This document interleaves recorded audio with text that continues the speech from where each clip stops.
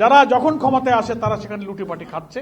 রেলের এবং রেলের কর্মচারী কর্মকর্তাদের কোনো ভাগ্যের পরিবর্তন হয় না। প্রথাগত রাজনীতিতে সরকারের বিরোধিতা করতেই হবে, বিরোধিতার জন্য বিরোধিতা করতে হবে, ক্ষমতায় যাওয়ার জন্যই আমার ট্রেড ইউনিয়ন করতে হবে। এই রাজনীতি কিন্তু বিআরএল কখনো করে নাই। বিআরএল সবসময় দেশের রেল সেক্টরকে কিভাবে আধুনিকীকরণ করা যায়, উন্নত করা যায়, দুর্নীতির হাত থেকে রেলের বিশাল হাজার হাজার কোটি টাকার সম্পদকে রক্ষা করা যায়। বাংলাদেশের সমস্ত জেলা, অন্তত 13টা জেলায় এখনো রেল সংযোগ হয়নি।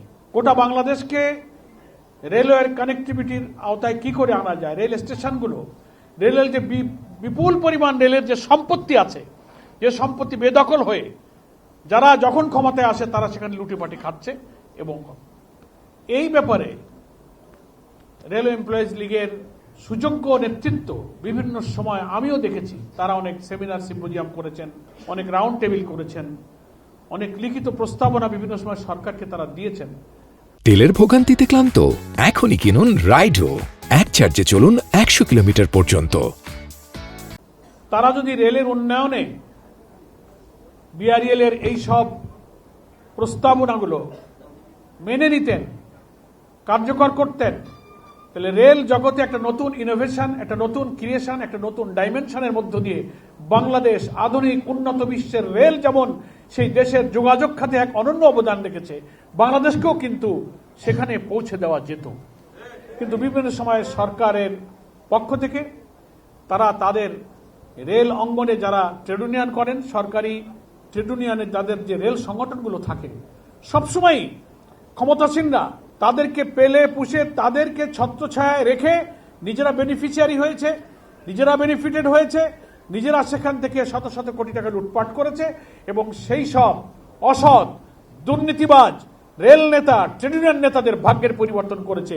রেলের এবং রেলের কর্মচারী কর্মকর্তাদের কোনো ভাগ্যের পরিবর্তন হয় না। সেই সংগঠনের নাম হচ্ছে বাংলাদেশ রেলওয়ে এমপ্লয়িজ লীগ। স্বাধীনতার পর থেকে এ পর্যন্ত বিআরএল এর এগিয়ে চলা, আবার স্বাধীনতার অর্থাৎ বাংলাদেশের স্বাধীনতার আগে যখন আমরা পূর্ব পাকিস্তানে ছিলাম, ব্রিটিশের পর থেকে যখন দেশ ভাগ হলো, পাকিস্তানের 23 বছর আর এখন বাংলাদেশের প্রায় 54-55 বছর। এই দীর্ঘ পথে বিআরএল কিন্তু তার যাত্রাপথে বারবার ষড়যন্ত্রের শিকার হয়েছে, বাধা বিপত্তির শিকার হয়েছে। সেটা মাড়িয়ে আজকে বিআরএল যে নতুন রূপে বাংলাদেশের একটা বৃহৎ রেল শ্রমিক কর্মচারীদের একটা প্রিয় ট্রেড ইউনিয়নে পরিণত হয়েছে, আজকের এই বিআরএল এর 24তম কেন্দ্রীয় দ্বিবার্ষিক সম্মেলন তারই প্রমাণ বহন করে। আমি বিআরএল কে ধন্যবাদ জানাই। বিশেষ করে আজকের দ্বিবার্ষিক সম্মেলনে বিআরএল এর গঠনতন্ত্র মোতাবেক 2 বছরের জন্য যে নতুন কমিটি নির্বাচিত হলো, শ্রমিক নেতা আখতারুজ্জামানের নেতৃত্বে, এই কমিটিকে আমি আন্তরিকভাবে মোবারকবাদ জানাই, তাদের জন্য দোয়া করি।